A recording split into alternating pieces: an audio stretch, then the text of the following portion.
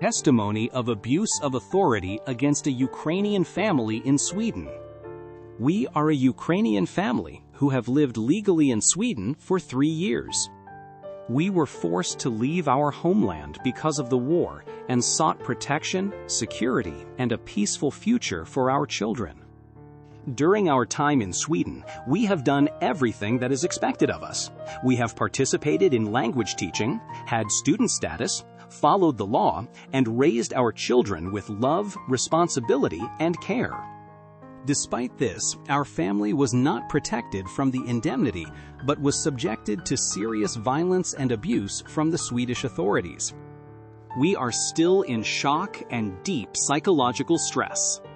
We have never received an understandable explanation for the authorities' actions, either in writing or orally.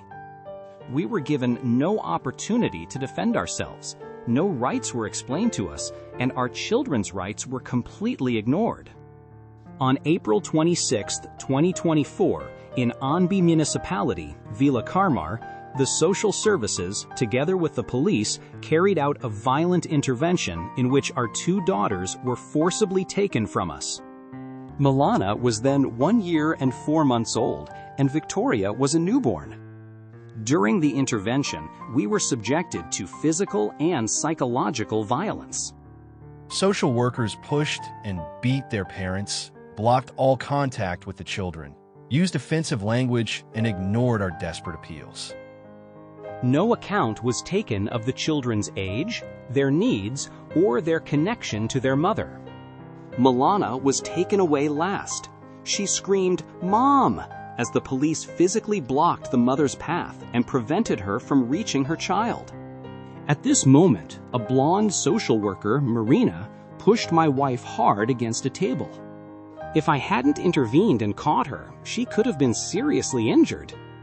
When Victoria was taken from us, she was literally torn from her mother's chest. At the same time, the mother was subjected to severe physical pressure and nudges. This action was not only violently, it was inhumanely degrading and deeply traumatizing, both for the children and for us as parents.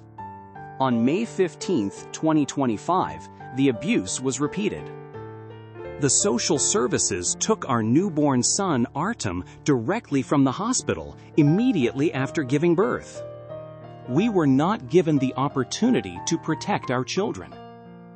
No alternative solution was offered to reduce trauma for the child or mother. Again, power was used instead of dialogue, coercion instead of humanity. We're not criminals. We are not alcoholics. We are not a danger to our children. We are loving, present, and responsible parents who live for our children and fight for them every day. The measures taken by social services and the police constitute gross violations of our fundamental rights as parents, as well as of our children's right to family, security, and connection, the rights of the neighbor city protected by international conventions and human rights.